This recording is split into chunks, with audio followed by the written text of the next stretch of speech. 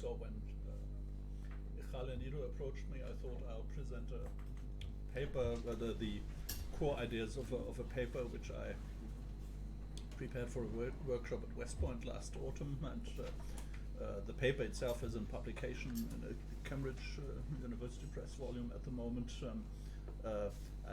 As I said, I will present the core reflections of it, and in a way it's linking up with two other guest lectures which you have already heard, which is a coincidence I didn't know when I was choosing the topic, because you had already the guest lectures from Emanuela Chiara-Gillard and of Daniel Statham, which more or less were going on the same issue, which is an indicator that there's a strong academic interest in this problem, and I would say it indicates that this seems to be a kind of black hole in the attempts to discipline the conduct of hostilities, and that's probably why so much academic interest kind of focuses on that.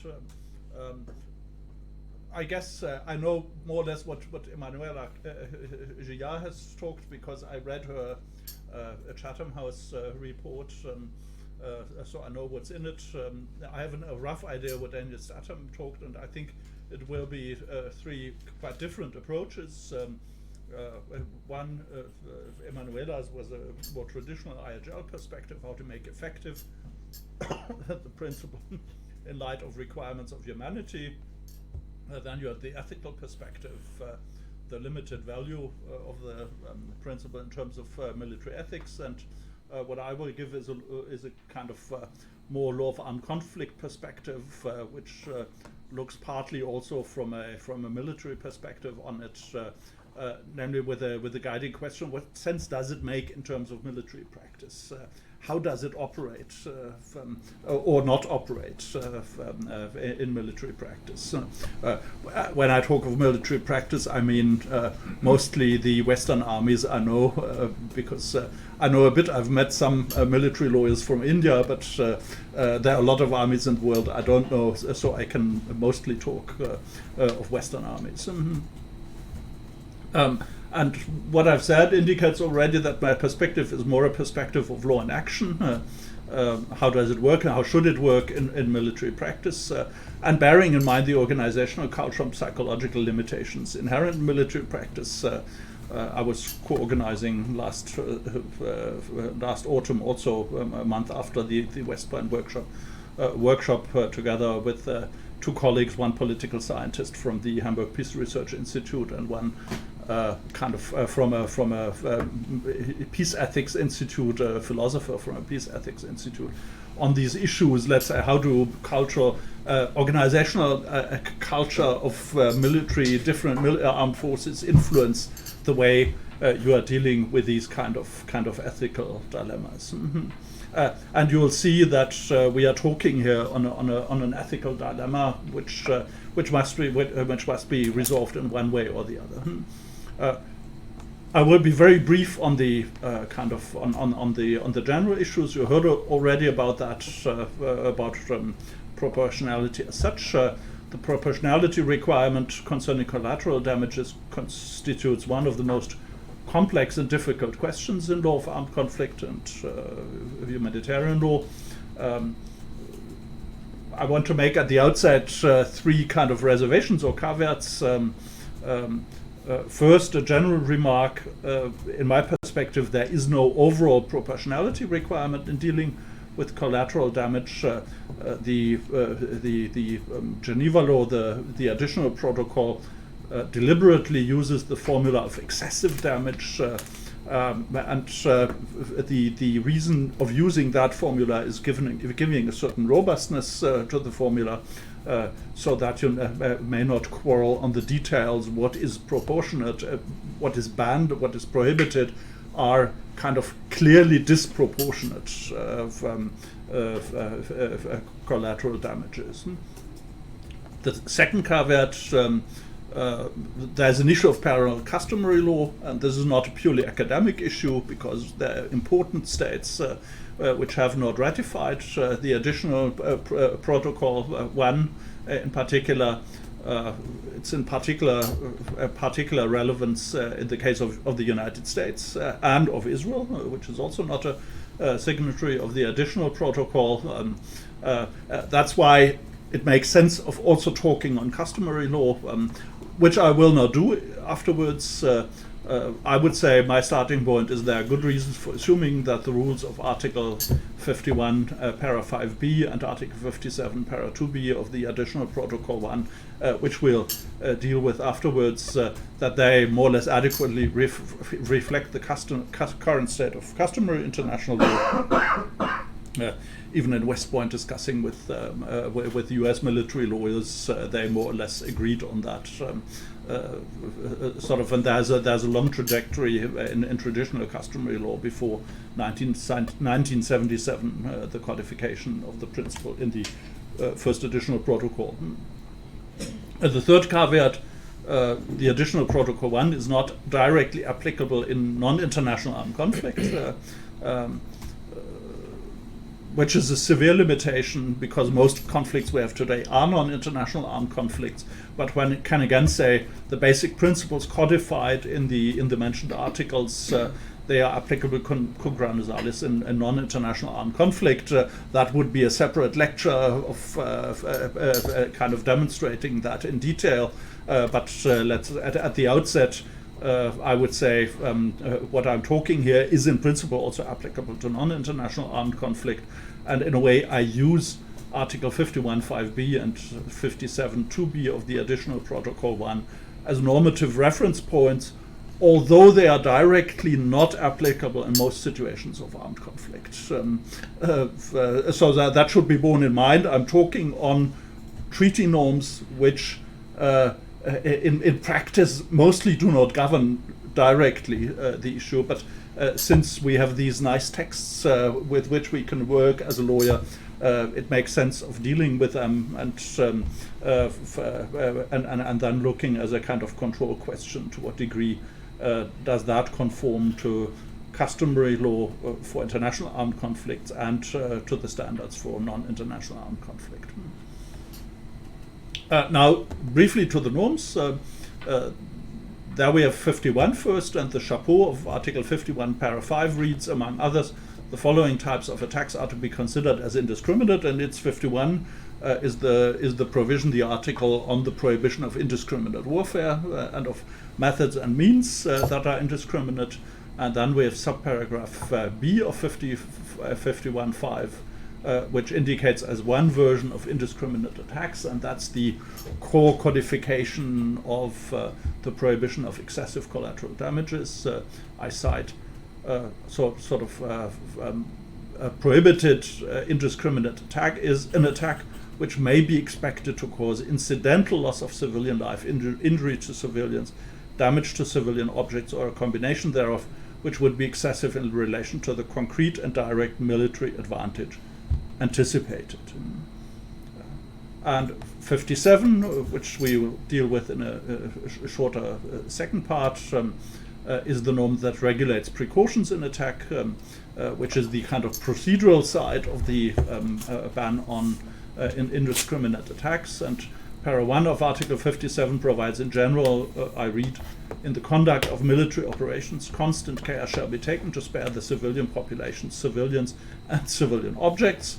This is in a way the place where the principle of humanity Anna Evangelidis spoke of yesterday has found its place in Article 57, and then you have in para 2 of Article 57 the required measures of constant care that are further detailed, and subparagraph B of para 2 explains then, and I read again, an attack shall be cancelled or suspended if it becomes apparent that the objective is not a military one or is subject to special protection. These are two cases I will not deal with.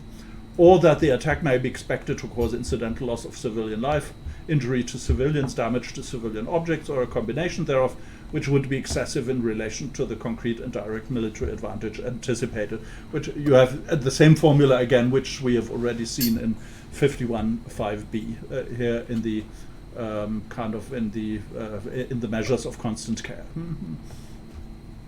The main question now is how can we operationalize in combat situations the formula of proportionality of in collateral damage, the formula which would be excessive in relation to the concrete and direct military advantage anticipated.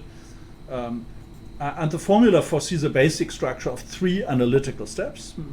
The first step is the projection of which forms of collateral damage an attack will cause, and what amount of incidental loss to civilian lives and civilian property will happen, which involves a strong element of a prognostic elements with significant risks of error. It's a typical risk assessment prone to cognitive errors and very much dependent on the information you have on the factual basis. The prognosis, the risk assessment you make is only as good as the informational basis you have.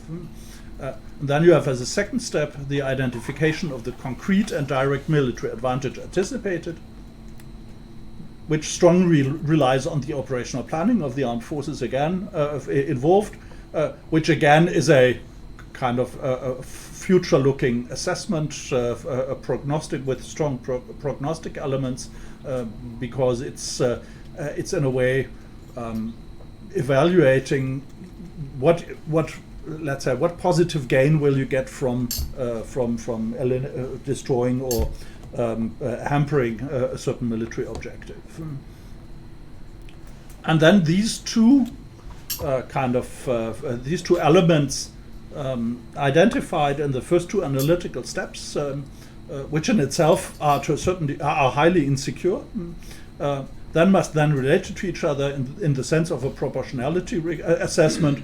And you often find the formula here you have to compare apples with pears, but on the other hand, I think Emanuela Chiara in her Chatham House report makes rightly the point that this is a typical problem of the proportionality principle in general. If you in human rights law balance a certain freedom, individual freedom, with national security interest or other national interests, it's a bit the same type of problem that you relate to each other, 2 completely different things, and try to create a kind of balancing between the two goals or objectives.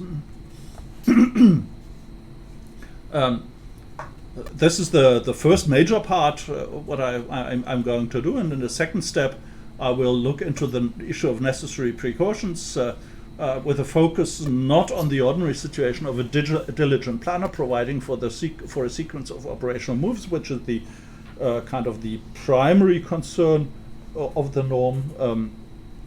But what interests me more is the much more chaotic decisional constellation of a field commander that must take the decision whether a certain operation shall be undertaken or not, or shall be stopped when it is already ongoing. And the problem here is that you are on even lesser safe ground than in the operational planning situation. You have operational situations that evolve dynamically. You cannot always rely on the previous judgment of the planner.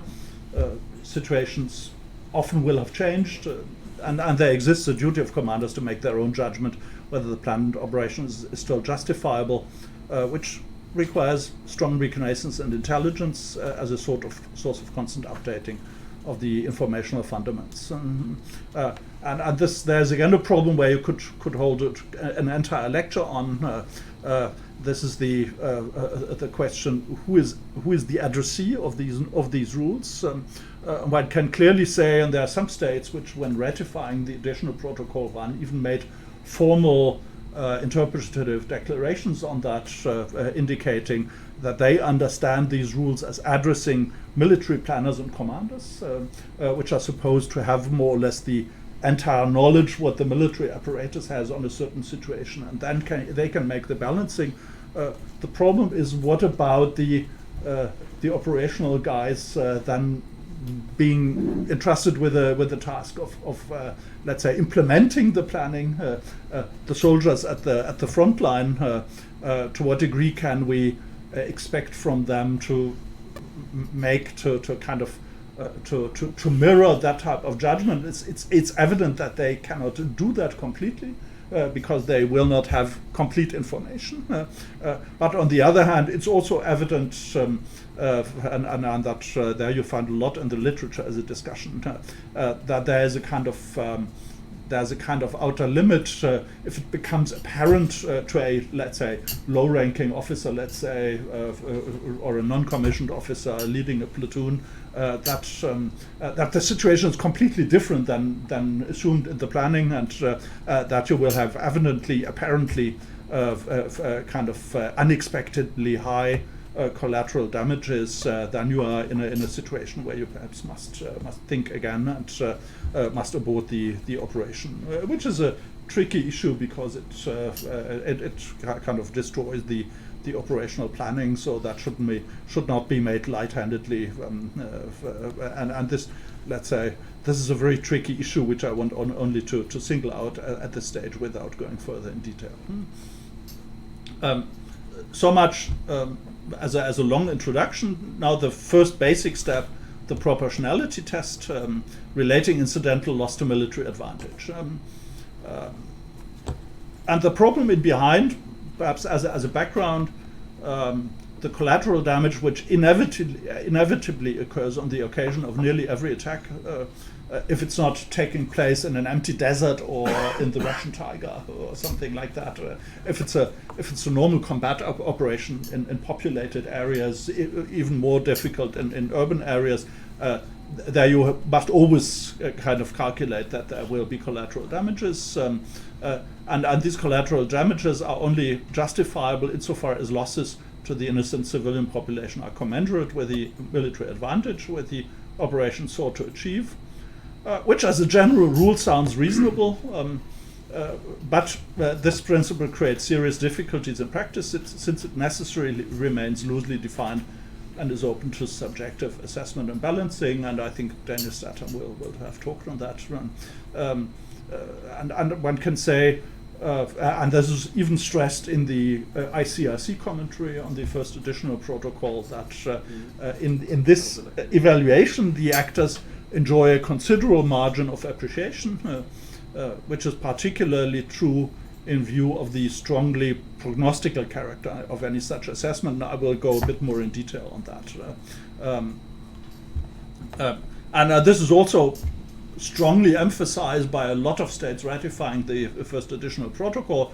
There is quite a series of interpretive declarations added to the instruments of ratification, stressing that by definition this assessment is an ex-ante evaluation, and it can only be judged at standards, you could say, of due diligence in the ex-ante situation, and you cannot come up with an ex-post judgment that collateral damages were excessive. That doesn't count because it's an obligation on the commander and military planner in deciding ex ante before the operation is executed.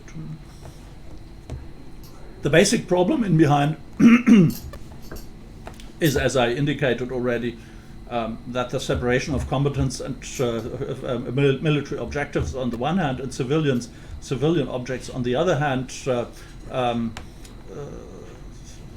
in particular civilian settlements, industrial plants, infrastructure, installations of dual use, often ends up in a quite mixed situation, and such a complicated mixture of categories not only makes it difficult to meet the requirements of distinction, but also makes considerable collateral damage often inevitable. And to prevent excessive losses and damage to the civilian population, civilian objects, often proves extremely difficult unless the adversary takes upon himself to ensure a certain minimum separation between military objectives and civilian population, which is again an obligation under the additional protocol, an obligation often neglected by states, one must say. And particular problem which I only want to mention, which raise quite considerable problems, is the use of human shields by belligerents. The tendency to establish military objectives among the civilian population and civilian objects, and there sometimes you have malicious kind of leaderships like Saddam Hussein in Iraq, who deliberately kind of he used human shields, but he in particular shielded military objects, let's say as bunkers under civilian apartment buildings in midst of densely populated areas in order partly to shield, partly to accuse the other side afterwards of excessive collateral damages. And another problem is subcontracting in the armaments industry. The more complex the supply chain gets, the more significant parts of the industry of a state becomes a military objective, and this again kind of erodes very much the distinction between military objectives and civilian objects, which means often there is not that much, it's not that easy of separating, and an attack on a military objective will inevitably kind of cause collateral damage. I mentioned already the structural core problem is the prognostic character of two of the three analytical steps involved in the proportionality test. First, let's look at that concerning the determination of the expected incidental losses to civilian lives and civilian goods. And there are two factors creating quite some insecurity in that regard. The first is the dynamic character of the distinction between military objectives and civilian goods, making it impossible to decide at one point in time whether a certain installation is of a military character or falls under the protection of civilian persons and goods. I will come back on that in a minute. And the second crucial point is the time lag between operation planning and decision making and the effective execution of the operation, which means what may have been totally harmless at one point of time may become extremely problematic with the passing of time. And there's a nice example, a notorious German case, the so-called Kunduz incident 2009. There was a German district commander, Colonel Klein, district commander of ISAF in northeast Afghanistan, and the Taliban hijacked two fuel tanker trucks in order, one didn't know, did they plan to use them as kind of as bombs for suicide attacks on a military installation, or wanted they to use the petrol for fueling their own vehicles? He decided we should eliminate these two trucks. They were monitored. They got stuck in a ford in a river at a relatively remote place, and he thought, oh, that's a good place. I can attack there. And he even had informants on the ground telling him, oh well, they are only Taliban. There's even with the attempt to free them, there's a higher regional commander of the Taliban present, so which even raises the value of the military objective. And he went through all the procedures, the bureaucratic procedures. He called for close air support of American fighter planes, which had to come from an airport far away. So it took some hours until they came, and they bombed the fuel trucks. They exploded, and afterwards it came out that the Taliban had called in the inhabitants of several villages, hamlets, some kilometers away, first to help freeing the trucks, and then after it proved impossible to do that, unload the petrol and canisters and bringing it away. And with the attack, some 70-80 civilians from the surrounding villages were killed. And there was a kind of investigation by the federal attorney, which is responsible in Germany for war crimes, international crimes under the Rome Statute. There was no prosecution started. I would say rightly. There's a very long kind of decision on that, which is well argued, and the problem was really this time lag. He had good information that at the time he made the decision, he could have safely attacked it, but the time lag led to the result that which nobody had in perspective, that there after some hours a lot of civilians were present, and clearly the mental element of an excessive collateral damage was lacking, because that of an excessive collateral damage was lacking, because that was not inside. But it's a nice demonstration of the problem which is in behind. The dynamic character of distinguishing military objectives, this was my first point, from protected civilian goods, finds its expression in Article 52, Para 2 of Additional Protocol 1. The second sentence of this 52.2 AP1 provides that, I read again, military objectives are limited to those objects which by their nature, location, purpose, or use make an effective contribution to military action, and whose total or partial destruction, capture, or neutralization, and the circumstance ruling at the time, offers a definite military advantage. Which means there are two structuring elements in this definition of military objectives. First, objects which by their nature, location, purpose, or use make an effective contribution to military action. And second, the second element, whose total or partial destruction, capture, or neutralization offers a definite military advantage. Which, if you look a bit more in detail, offers a very dynamic definition. The first element, nature and location of an object, may still be relatively static elements, but purpose and use are definitely not static in its meaning. These elements contain the inherent assumption of a fluid situation where an object which at its origins was purely civilian in its purpose and use may under changed circumstances easily become a military objectives. You have plenty of examples for that. Let's think of civilian infrastructure for energy delivery. And now, after the situation has changed, a whole military network is linked to that energy infrastructure. And in destroying the civilian energy infrastructure, you cut off the military installations from power support. Or think of the civilian transport infrastructure, roads, bridges, railway lines, which are used for military logistics. They are at the outset civilian, but they become, with its usage in the military logistics, military objectives. There you have again a nice example of the problem in behind, that they will often serve a dual purpose. They will serve a military purpose, military logistics, but they will at the same time still used for civilian transport functions.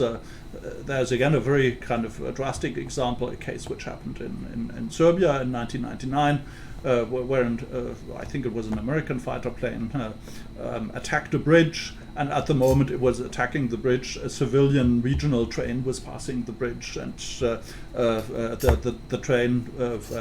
the train, together with its civilian passengers, was destroyed together with the bridge. Let's say it's again an issue of mixity of usages, of functions and purposes, and of time lag between operational planning and attack execution of the attack.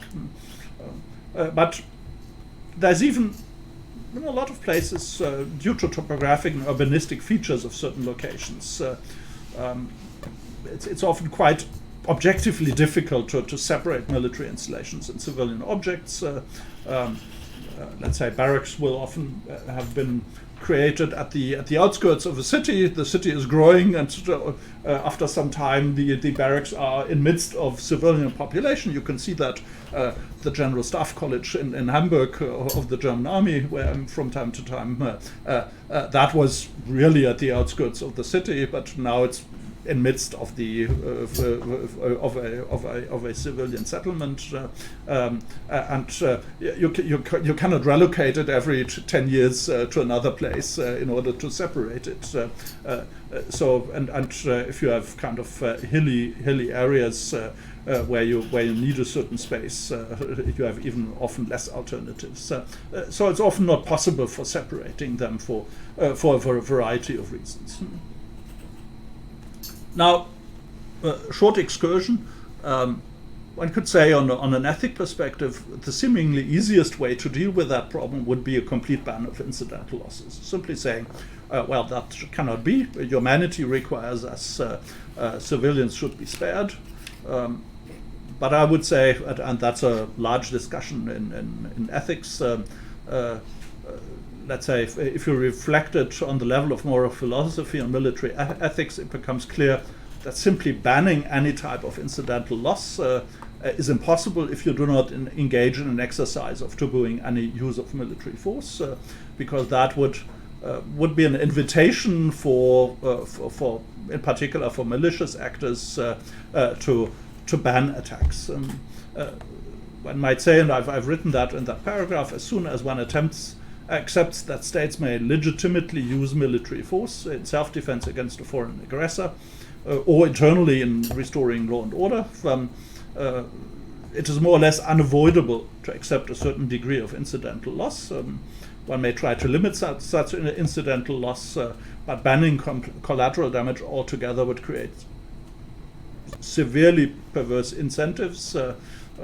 And I mentioned the example of Saddam Hussein. Malicious parties to the conflict would then be tempted to immunize their troops and military installations, creating a situation of moral hazard where the moral actor...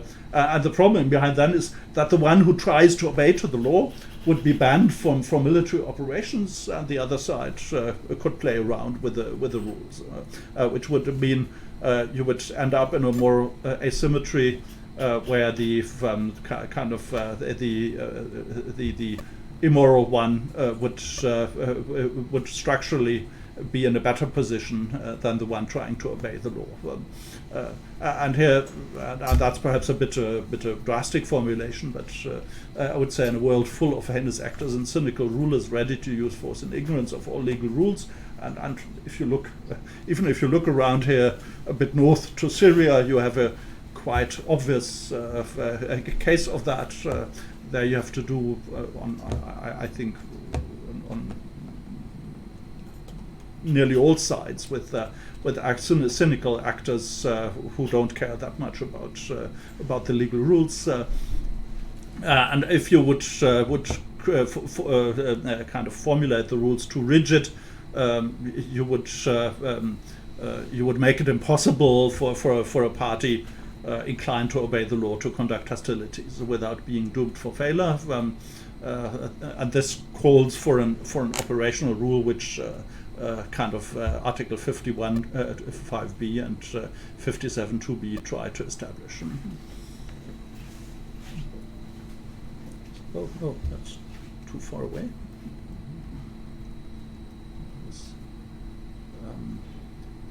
Too far. Put the wrong. Yeah, I'm with a second analytical step, which is the concrete and direct military advantage anticipated. The lecture is not the place to go in detail of what concrete and direct means. That again would be a subject of you could make a whole separate lecture out of that. My point is different. The pair of concepts that must be related to and compared with each other consists on both sides of strongly prognostic character. Expected incidental loss, says Article 52 5b, and anticipated military advantage on the other side, and the prognostic character of both essential elements makes the proportionality test dependent on prognosis of future consequences of a planned action. This seems at first hand relatively easy in the case of the anticipated military advantage. The expectations concerning certain concrete operational moves, attacks in the sense of AP1, are embedded in the operational plans of the armed forces in which the planner and or commander operate, so they should know what they expect from a certain operation. But it's again the question of the planning horizon, that things are not always as easy as the doctrines of operational planning tell us. Problems tend to arise as a result of speculative assumptions underlying a certain planning, it is, and this starts with the question of forecasting of what the own troops might achieve under given circumstances. Let's say you have a certain assumption they should be in a certain time at that place and achieve that result. That's already an assumption which not always may be true. There may be obstacles which hinder them in doing that, and even more difficult is to forecast the objectives and the action of the opposing side, which are part of that calculation, which are assumptions which quite often prove to be false, which forces to adaptations of the planning under time pressure. And the situation is most acute in the dynamic situation of combat on the ground, when you're more and more outside the original planning, and you are under constant time pressure to readapt the plan moves to an ever-changing combat situation. My point is that both types of estimations, expected incidental losses, anticipated military advantage, have to cope with significant informational insecurity, and as a result there is a strong dependence on military intelligence and reconnaissance. There's often the formula of feasible reconnaissance. It has to do with the time pressure. You cannot look for more and more information, then you have a time lag, and what you do has nothing to do with with the situation you explored. So feasible means what you can do in the time span in which you must act. But such estimations may prove to be erroneous in dynamically changing situations. That means that military actors often fall back on rules of thumb based on experience, which may give reliable indications as to the risk involved in a certain operation, which means the risks for the own soldiers, but also the risks for the civilians potentially affected. If you sum up in a simplistic formula, the military actors responsible for planning decision-making in an operation must exhaust all feasible means of information, and the feasibility must be judged taking into consideration the limited time horizon under which operational decisions have to be taken. The result of this: military planners and commanding officers often will have insufficient information. We know something, but we have not a complete picture, and they must rely on experience and rule of thumb, work with rough estimations in prognosticating, in their kind of calculating the potential effects on both sides: incidental losses, military advantage, military gains on the other hand. And that's why the rule in 52.5b and 57.2b has a strong error tolerance built in. There are discussions, that's again a sideline which I want to only briefly mention. There are discussions whether the kind of, in particular, judicial control of the proportionality test should follow a merely subjective approach, which would mean a reconstruction of the specific decisional horizon of the actors involved, would simply look to what did they know, what did they do, or other possibility, more kind of inducing an objective element, looking into the question whether the actors taking the decision have achieved that decision in a diligent manner, according to objective standards, following all the rational precautions and analytical steps required from a reasonable military commander. That's the key word in that context.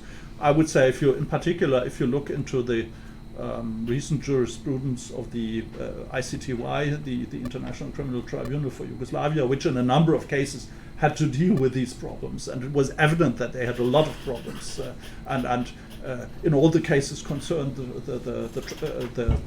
the appeals chamber had a different perspective on that than the trials chamber, and but they took this avenue of the kind of a more objective standard of the reasonable military commander, which gives a bit more possibility of controlling whether the deciding military actors really were decent in taking the decision.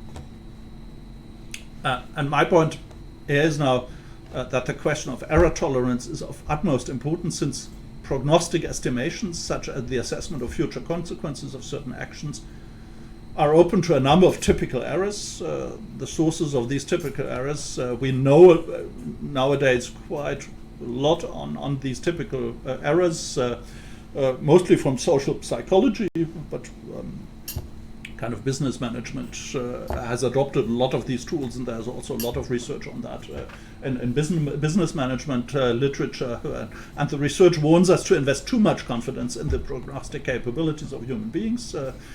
Professional training and long-standing experience may moderate such shortages in weighing all the relevant factors, but the fundamental sources of error of all the relevant factors remain, and there's a number of typical epistemic deficiencies in risk estimation. The different forms of cognitive bias, that you have a certain framing that you look to certain types of risks and you forget about, you are not sensitized to other types of risks. Distortions in risk perception. We had it this morning with terrorism, that certain with terrorism, certain media attention gives a distorted kind of perception of a risk compared to statistically comparable risks. Decisional routines are an important question, because in highly bureaucratized organizations like the military, you have a lot of decisional routines which might lead to the marginalization of important aspects, and you might even have phenomena of cognitive dissonance, which means you try to repress certain parts of the reality because they don't fit to your epistemic framing, and which ends up in structurally distorted assessments. So if we look more in detail in that, we know that there are a lot of difficulties in these risk estimations, and all this then culminates in the final balancing, the third analytical step that constitutes the essence of the proportionality test. Comparing and balancing rather different types of expected positive and negative consequences of a certain action raises systematic problems of a fundamental nature. The estimated consequences must be contextualized in different internal logics of different societal subsystems. Let's say estimating incidental losses, you need, if you want to do it very diligently, you need perhaps civilian engineers who know the static structure of certain buildings in order to estimate what does it mean of this of putting a bomb in this way on the building. And for the military advantage, you need military planners to estimate, to make evaluation of the military advantage, which in itself isn't far from easy and leaves the decider with a strong feeling of unease, because usually you will not have the time and the resources to make it really kind of comprehensive in an intellectual sense, which again means you are thrown back to a kind of intuitive judgment. Deciding officers are to a certain degree thrown back to moral judgment at the end. There are some armies use or have experimentally used decisional kind of decisional matrix where you tick boxes. That's an objective of such a high value, and these are incidental losses are expected at that numbers, and but I think literature shows and research also shows that one should be skeptic about the ultimate value of these attempts. There may be heuristic tools that help you to structure the decision making. At the end, they don't help that much. Which means, in the end, the balancing is usually done in an intuitive way, which I would say is a way forward. That is not wrong. Again, current research of social psychologists demonstrates that a professional intuition trained for a long time and enriched with vast experience is astonishingly secure in taking adequate decisions. which makes the reliability of the balancing strongly dependent on the on the professional socialization training experience of the deciding actors, also the ethical sensibility of the deciding actors, and couples the intricacies of balancing with the kind of professional ethics that actors develop over a long process of professional socialization, which will be rather different in different armed forces. I would say the Western armies, which I know a bit better, I'm from time to time participating in courses in military ethics at the General Staff College of the German Army, which is interesting because there you have usually some mid-ranking officers of some 15 years service, which have been on several times on missions abroad, and I'm always amazed how they are sensibilized for ethical questions. And I have the same experience with US officers. I've been in several US kind of training institutions, West Point, National Defense University, and talking with US officers. Always, let's say, I have a certain trust in their judgment. The same, I would say, the same is true for the British and the Dutch, which I know a bit. And it's, you can say on the other hand, and I also know a number of kind of military lawyers from the Israel Armed Forces where I would more or less say the same. It's quite clear that this is not the entire world. I've been participating in kind of competitions, student competitions in the post-Soviet space on humanitarian law, and the image they usually, the local people, the local colleagues have of their commanding officers. This is the kind of the brood which only wants to destroy. This is the current image with which the people in there have, I think, which reflects a bit the professional socialization of Soviet officers. And if you look to Syria, what happens there, you know that kind of this professional socialization, ethical sensibility will vary a lot in different armies. Which means relying on intuition and professional ethics seems dangerous, but we have nothing else to rely on. And more clear-cut rules will not help against kind of insensible actors, will not discipline brute military elites of armed forces in certain parts of the world. Not to speak of militias and armed groups formed ad hoc, where you have even more difficulties in relying on these on intuition and ethical sensibility. This was the major part.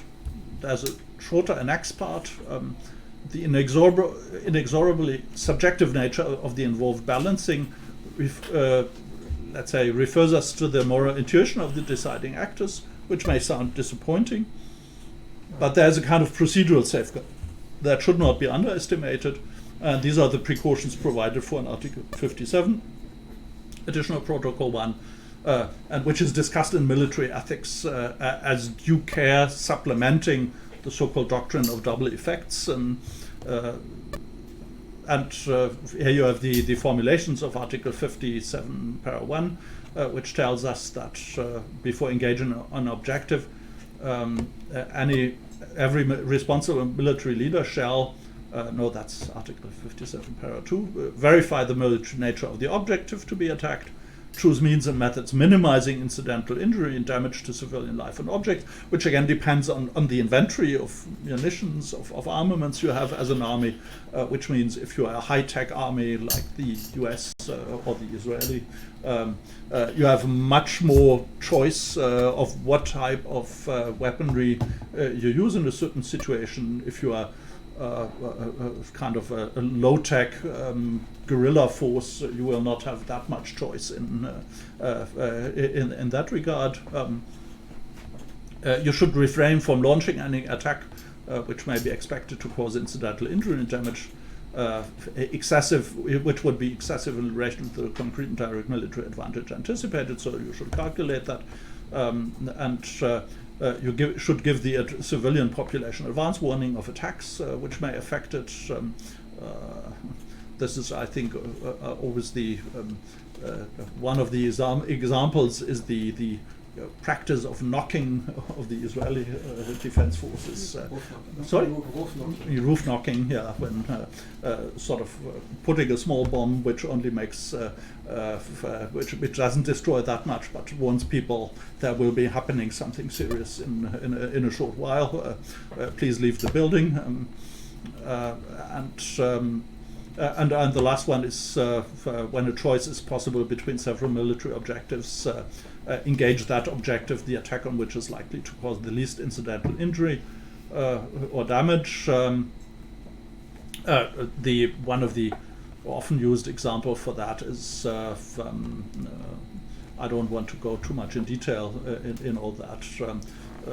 You find it in the last paragraph on that slide. An example often used is if you have the option to attack instead of a railway station inside a city, an equally important railway junction or line at a strategically important point outside a densely populated area, and both ways kind of block the line to the same degree.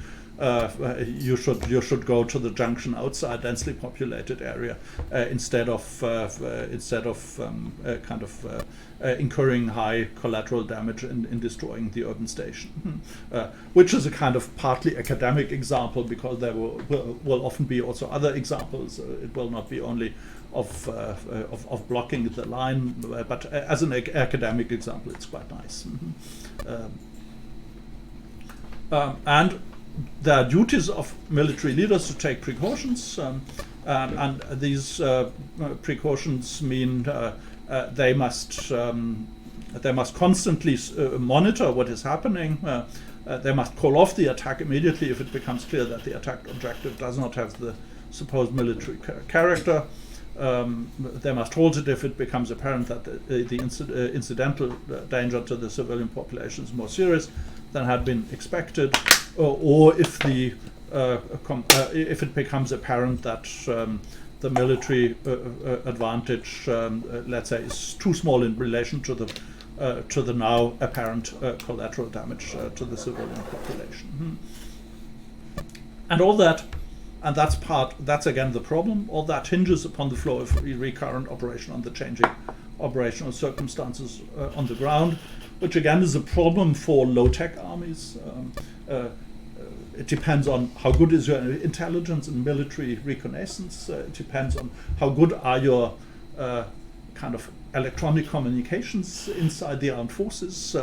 I think the US, the Israeli are quite good on that, but there are a lot of military actors in the world who are quite bad on that, which means they will have difficulties with that precaution because they partly act kind of in a blind manner, that they don't learn what is happening, and they have difficulties in communicating what at some part might be known.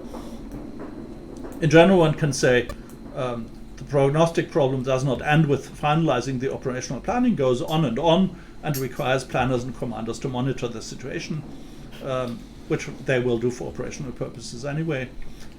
And they are under an obligation to correct evidently wrong prognostic elements in the planning and adapt the operational details accordingly. But as I said, there often will be problems with that. One of the problems which are always there is the time pressure under which military operations happen, which again limit these kind of learning processes and the constant adaptation. Now my conclusions. My reflections try to revisit the structural problems of use in bellow proportionality and to reconstruct the approach that practice has taken in operationalizing it. The findings of the investigation into the logics of the proportionality test, the involved elements of prognosis and due diligence required in collecting and proceeding information, tell us a lesson of caution. There is some degree of due care that we must expect from military planners and responsible commanders, but also from officers executing the plans on the ground.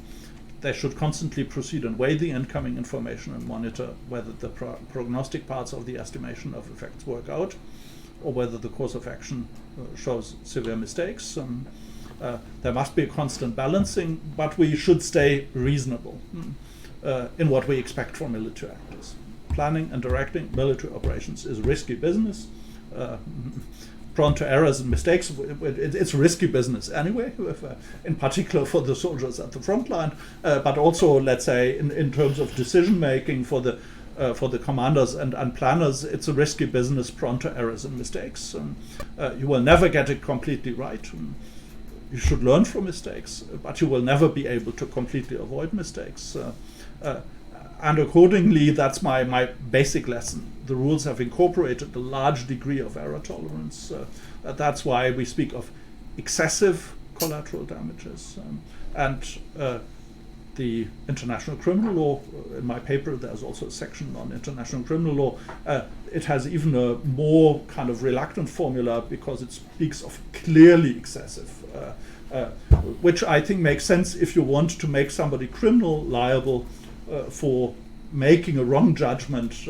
This must be a wrong judgment where you can say this was evidently wrong, and he should have known that it was evidently, or he probably had known that it was evidently wrong.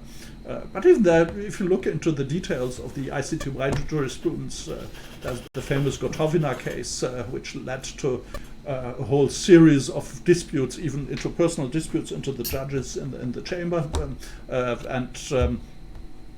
it shows, if you go there in detail, it shows the problems in establishing the standard. It's far from easy.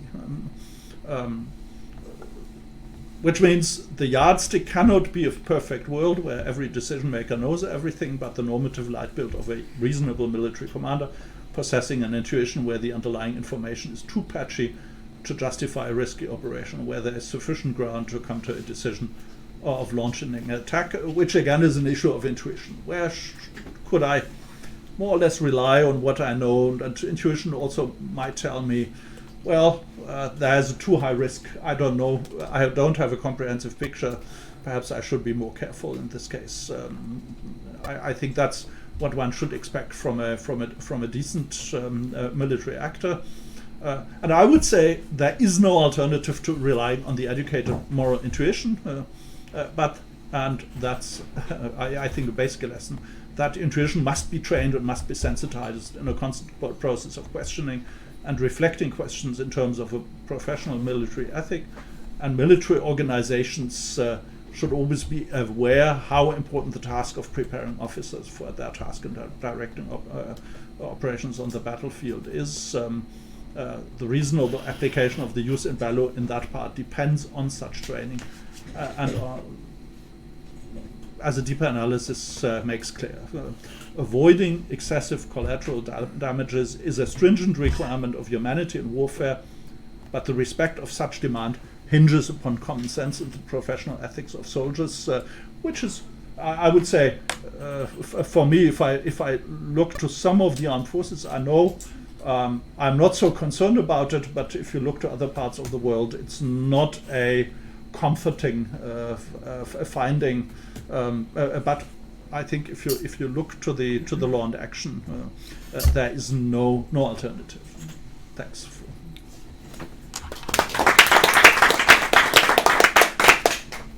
So now we open the floor for some questions and comments. Let's see that Ricardo, and then Danny, and then Robert, and that would be round one. And then, so you want one by one or collect? Yeah, let's see. I can. About 3 or 4 makes sense. So let's collect 3, and then each time we just round. So Ricardo, Danny, Robert. Okay. About the evaluation of proportionality, what I was asking myself, it must be considered as a continuous obligation or an episodic one. So once it's fulfilled, it's done. And if this is, of course, this is some kind of I would say invention and the time lapse. So if we are acting on, let's say, in an environment of a city or an open wide campaign, the evaluation of proportionality should be retaken with different time lapse. If it's of course an open ground, I would say every 30 minutes another evaluation would be undertook, or in a city, of course, less time. And another, this is really out of curiosity, and it's actually a question for Robert too, is the professional intuition you were talking about when there's the proportionality evaluation a skill-based or an experience-based evaluation? So if you can be educated to refine your assessment of proportionality issues, or if it's just, you know, living and experiencing conflict zones will lead you to a higher degree of capability to understand the circumstances. And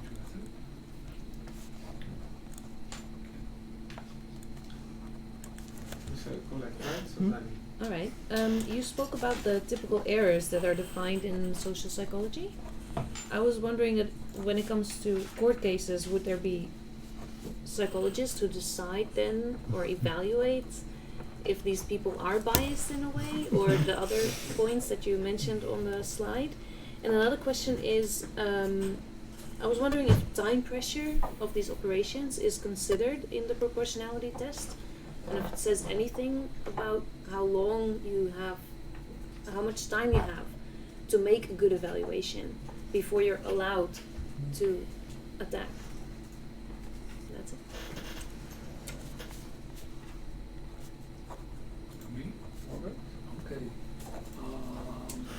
First of all, sort of a comment. I think that feasibility is not only a matter of time, it's also a matter of means, and a matter of capabilities. It's not, they have been shown that it's a matter of how stressed things are, and of course it's a strong issue of that, but it's a bigger one.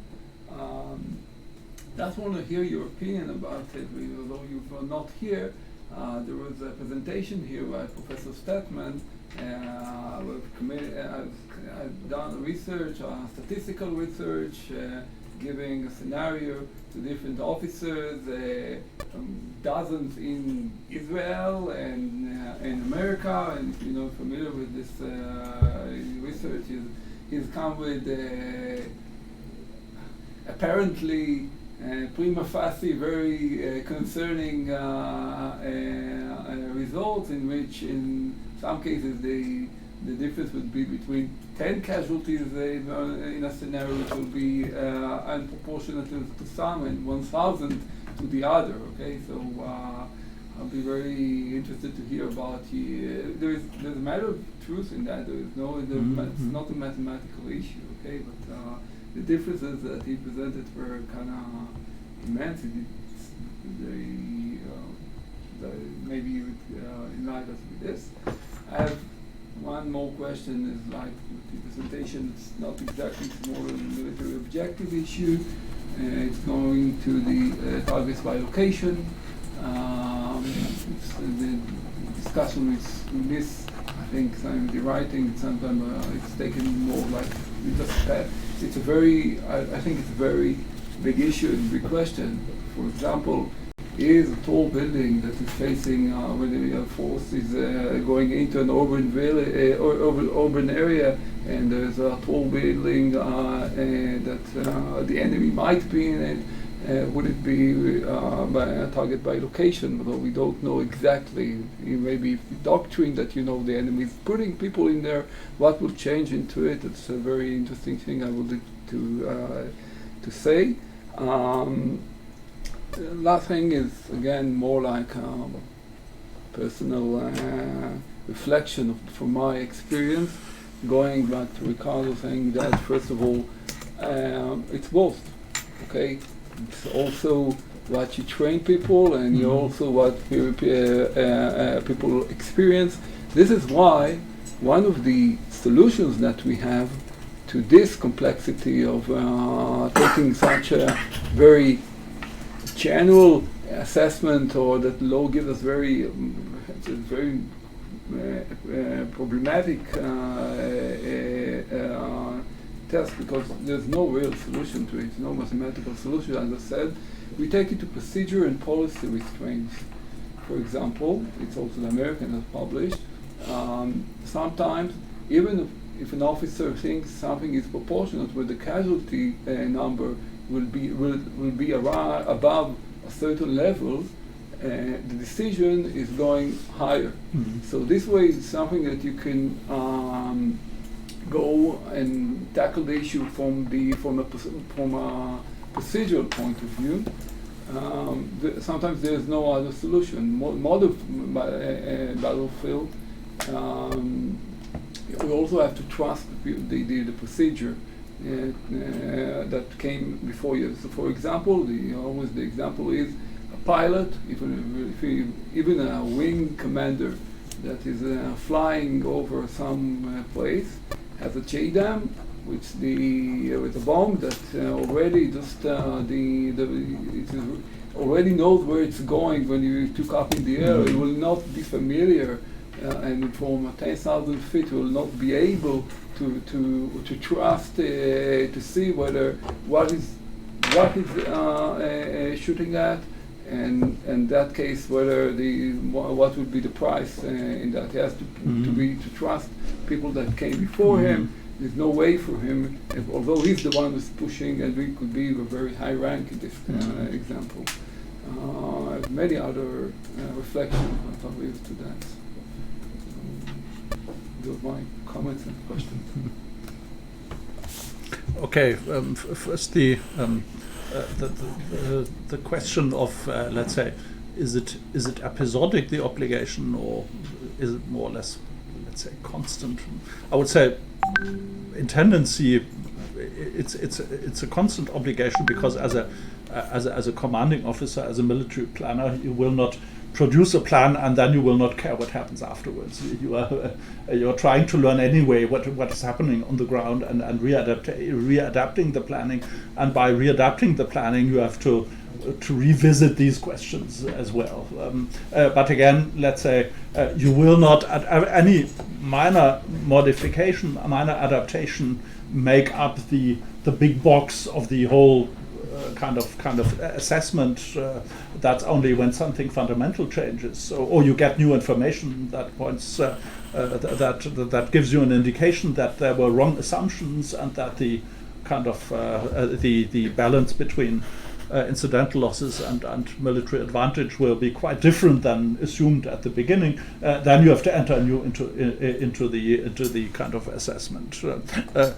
But in a way, I think it's as far as the kind of the operational planning and guidance is constantly readapted. As long as that happens, there's also an obligation to revisit at certain points this type of calculation. And I indicated the question whether the lower ranking officers on the ground implementing the planned operations are obliged to enter into that issue. I think that's very situational. I would say normally not, because the most extreme example is the fighter pilot who is well, he's operating it, but since he's flying so with such a pace, he cannot see that much what is on the ground, and he has a clear indication what to do. He usually will have no possibility of intervening in the situation. So in the Kunduz incident I mentioned, nobody came to the idea that one should talk about the US pilots, which were operating the attack, but the responsibility was lying with the district commander who had ordered the air attack, and who had gone through certain procedures, had military intelligence available, and had made the assessment. So in that sense, I mentioned that the executing soldiers will only be under an obligation to intervene in most extreme cases, where it becomes apparent that there's a mistake in the operational planning, and that this is a kind of unjustifiable result which is happening. Then they might be also under an obligation. But this kind of this changes very much if you, let's say, if special forces operate alone standing without that much planning. They have a certain goal, but they have large leeway how to do that. They have much more obligation themselves what to do than, let's say, than a fighter pilot or an infantry unit, which is in a tight straitjacket of an operational planning, simply doing what has been planned by the superior military hierarchy. In that sense, I would say it depends very much on the organizational structures who must revisit the calculation, the assessment of proportionality. With a skills-based and experience-based, I think Robert already answered it partly.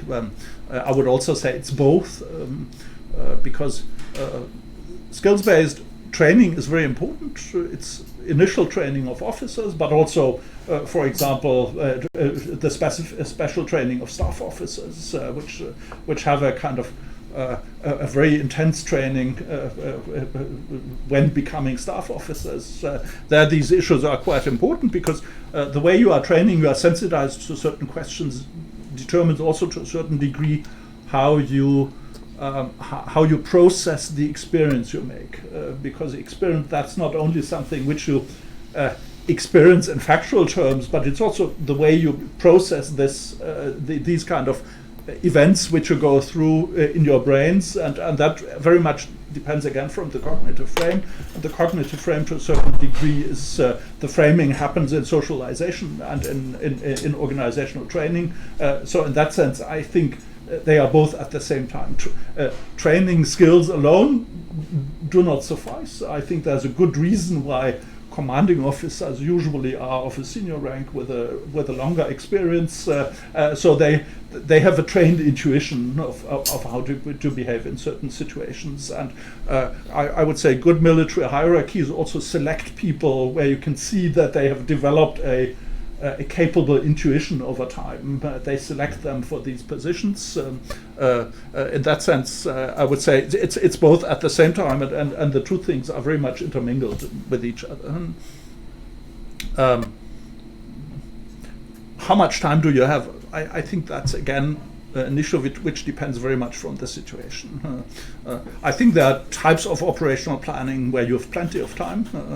In particular, if you plan that very much in advance of certain operations, there you might have certain time, but then you often have the problem that you must revisit it when it really goes into operation, because there may have lapsed too much time between the planning and the real situation, and the example you gave with the things. Yeah, and that was something in between, because there it was only some hours. But if you have an operational plan which was prepared by some staff in peacetime, and it's then in a wartime executed, it may be some years old, and then you must to a certain degree look again into it if it's so old, because it's quite plausible that something will have changed, and you must make sure that it still makes sense.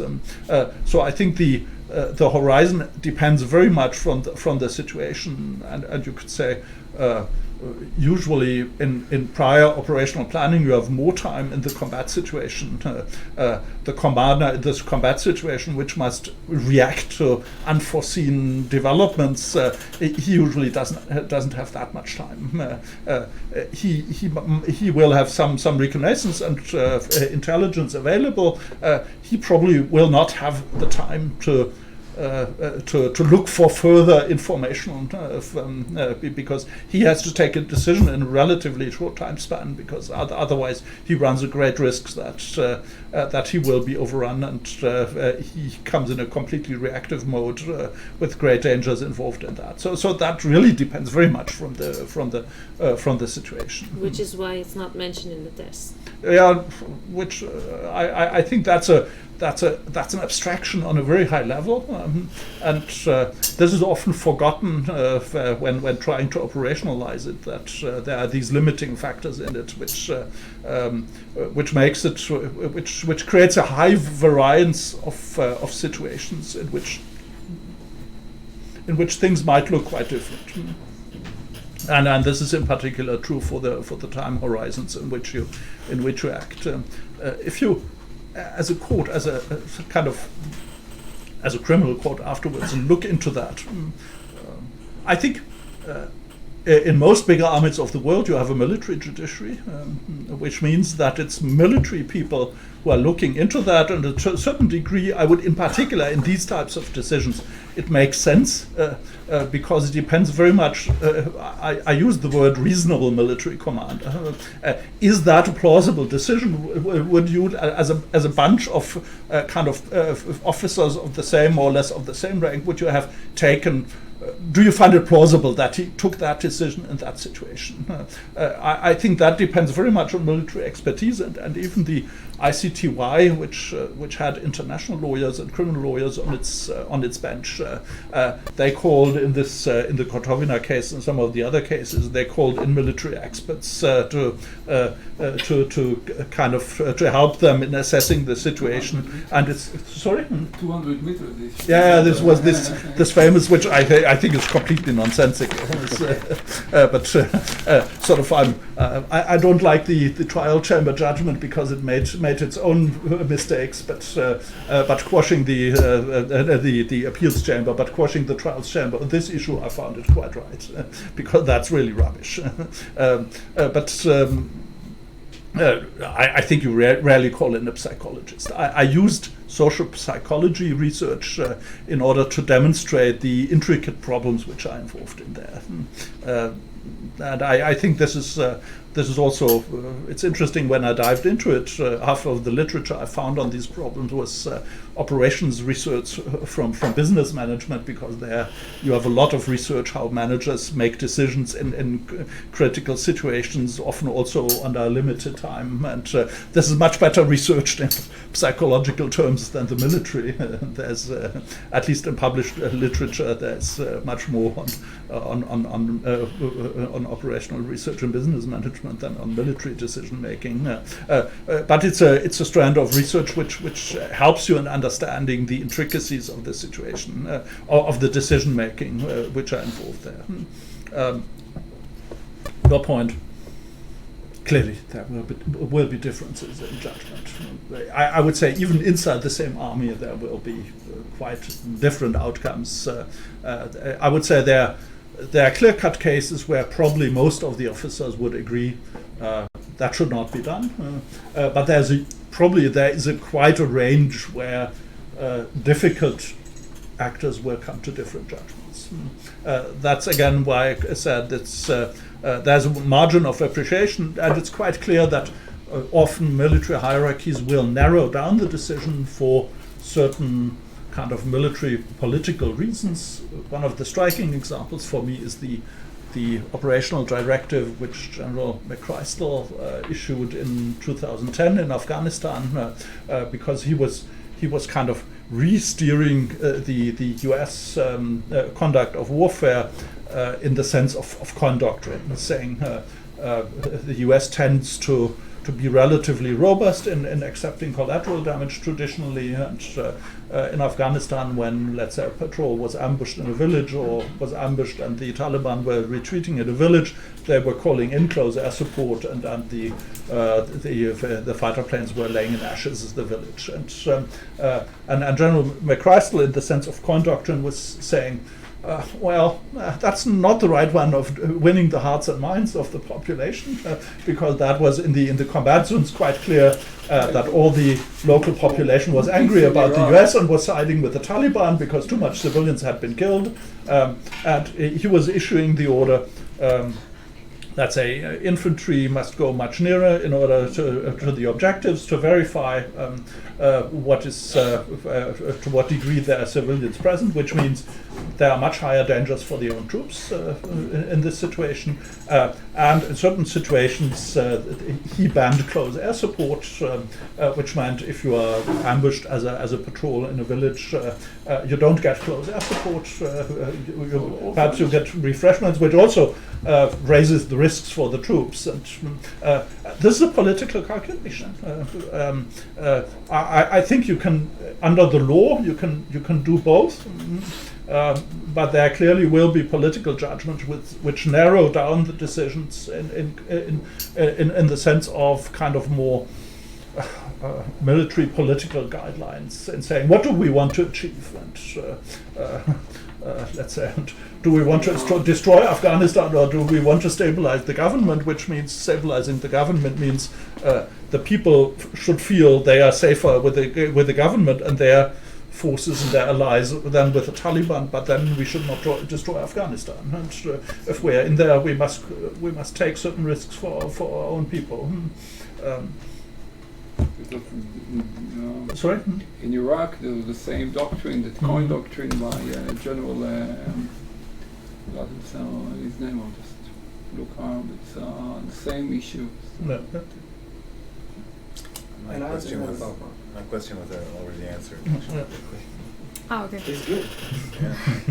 So I'm jumping at the social psychology aspect because that's what's the most interesting to me personally. And I was reminded of the scholarship on expert bias, and I was just reminded of super forecasting and the project by Tetlock and forgot the second name. You are familiar with that, I'm guessing. Not that much. But okay, so basically their idea in the project was that they would get informed lay people to compete with professionals in terms of strategic forecasting in the banking and defense sector. And the outcome of the project was that the lay people consequently bet the experts by a margin of between 30 to 50% in terms of forecasting. So this relates to what you presented in two ways. One is back to what Dani said about the time margin. I don't think you need an upper end really, because there's the commonly accepted notion that at some point there is a saturation as to the depth of evidence you have and how it's going to impact a positive decision. At some point, knowing more isn't going to make your decision any better. So I'm not sure, maybe that's also just one of the reasons why we don't have that upper end limit. And the other thing is, if what they say is true, where does that put established practice in terms of making a judgment within military hierarchies? Because we are talking about expertise, and both expertise in terms of skills, but expertise developed through experience, a highly specialized types of expertise that would be particularly prone to expert bias. So I'm just wondering, is that something that we should be thinking about? Is it something that's already been thought about? Is it something that doesn't apply to this context? Just what do we do with that? Because I do I know that in the banking sector, people integrate that, and they sort of start to do de-biasing programs whereby they particularly try to teach their experts to set all their specialist expertise aside and try to judge as lay people. Yeah, we had 2 days ago this discussion on intelligence, that there are sometimes in intelligence you have extra teams who try to provide kind of counter scenarios, because in scenario building you have often this tunnel perspective. We do that in science too, counterfactual arguing. Yeah, I think that's part of this debiasing, setting people, entrusting them with a task. Forget about your usual assumptions and try to work on kind of alternative plausible assumptions, and look to what scenario you come, and then you have an opening of the mind, and you can discuss are the kind of the classical expert assumptions, do they really make sense, or are they not on shaky grounds? I think there are techniques used like that, but I'm not sure. I don't know the internals of the military apparatus well enough to say how far they have incorporated that. But that's one of the interesting things why I went into the social psychology research, because it clearly shows that there are some risks in particular in also the organizational framing because I think in addition there comes military forces, armed forces are a big bureaucratic apparatus, and you often have the actors want to be on the safe side, so you will go beyond the point of saturated information to be on the safe side and not to be blamed for a mistake afterwards. And I think there are quite a number of intricate problems which military apparatuses may have on board, in addition to the usual ones, which again calls for how you can break up that, how you can create a viable process. And I think this is a constant struggle in this type of big organizations. And I'm not so sure that our army is very good on that. So I have a question. I think. Referring to the metrics that some militaries some forces have tried to use, and you say that experience have either failed or you don't think it's really feasible. And I'm wondering, when the world is walking towards or running towards autonomous weapons or fully advanced automatic weapons, if that has failed, how can we eventually we're going to get there where someone's going to try to write a code, and that code was going to be an attempt to include proportionality, excessive damage, and the entire thing. So it has to be based on some metrics. There is no other way other than give some frameworks. So do you think that that notion of metrics will return back to the regular people eventually, and yeah, but or the autonomous weapons will always be under-evaluated and won't be able to do it fully?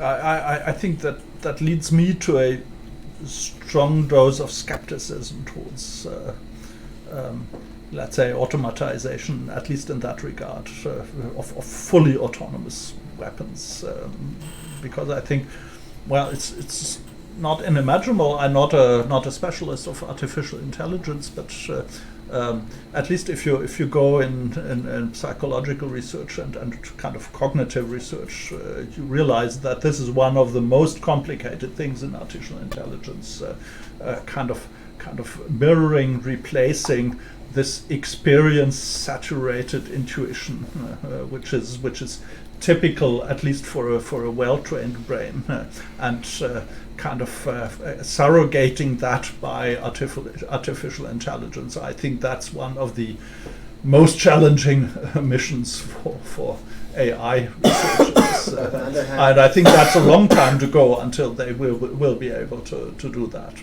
I think they will start with more easy functions of kind of partly routinized sorts of behavior that you can probably more easily replace by artificial intelligence. I'm a bit skeptical whether we should do that that so soon. And I think that's part of my reservation towards autonomous weapons. They might make sense in certain contexts, but for example, a fully autonomous drone making all these calculations on its own. But military people from the US mostly have told me, well, it's not really plausible of going into fully autonomous weapons, because that's going against the strong tendency of military hierarchies of wanting to have control. Having out there's somebody who does something without any real control from above. That's not something which military hierarchies like. In that sense, probably it's also not that plausible that this type of decision will be delegated to autonomous weapons. In my view, and I would also have strong reservations, because in a sense of ethic, there are a lot of arguments which speak against it.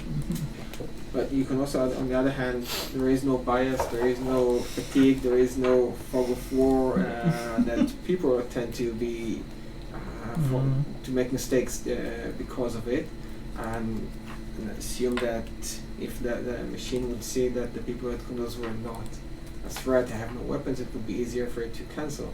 Another question I had was, when Dani started her question, I thought she was going in another direction with regard to the time that you have, which brought me to a different question. What different states and different military forces, I think we had the short version of that discussion. There is a difference between the IDF fighting in Israel and the amount of time they have for a conflict and operation, and the US or Russia, who doesn't care at all about international pressure, or mostly doesn't care, and then the US, who cares to a certain amount, and Israel, which is much more limited in its ability with the international community. So how would you incorporate that framework of how much time we have until we have to finish or achieve the most goals that we can within a limited time frame or extended time frame, which to extent is what McChrystal was talking about, that there is tomorrow and there is the day after, where in IDF types of conflict and which are closer to home and more bound to international pressure, the time limit is more strict. Yeah, but that's another time limit where you are speaking on. It's on the strategic level. Let's say I was mostly speaking more on the tactical level and operational level, but on the strategic level, clearly you're right. There may be completely different timelines, and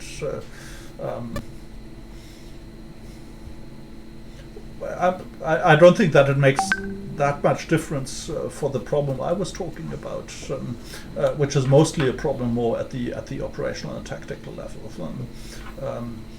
But I think in the Israeli situation, where you are under a certain pressure to do it quickly if you want to do it, this adds to the time pressure of also on the operational and tactical level, because it means you don't have time to wait and see, and then when we know enough, we can operate. You must do it, and otherwise, if you don't do it now, you will probably never, or at least not in foreseeable time, do it. This then adds a bit to the problem that you have to take decisions under very high time pressure. So you take that into account in the evaluation of military advantage and expected allowed collateral damage, which means that actually on the other side of Statman, you see that in Israel, because of the pressure time, one would expect a higher collateral damage be expected, rather than in the US where you have enough time and there is tomorrow and the day after. Yeah, but you have also other factors. Yeah, I'm saying within that factor, within that social factor. That work on the other side. But of course, it's a lot of bias and a lot of Yeah, and this is really, I think this is the part where the more sociological research in military sociology and kind of military culture, operational routines is important, because it shows that kind of different armed forces are quite differently coded in this regard. That you have certain operational traditions, let's say the US Army traditionally kind of values massive force.